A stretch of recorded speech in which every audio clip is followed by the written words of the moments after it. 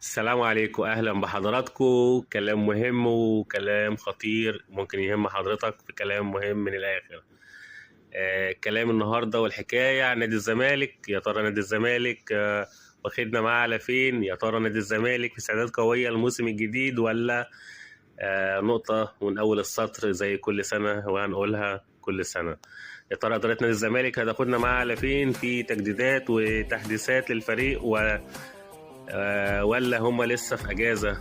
يعني الناس كلها بتستعد للموسم الجديد واداره نادي الزمالك لسه في اجازه. محدش عارف مين الموجود. كابتن ميدو في 5 سير ذاتيه لمدربين اجانب، وهناك اختلاف في وجهات النظر حول استمرار الكابتن ايمن الرمادي الموسم الجديد في ظل فوز بكاس مصر. وهل نادي الزمالك وجمهوره هيفضل تاني نفس الوضع ولا في كلام تاني من الآخر؟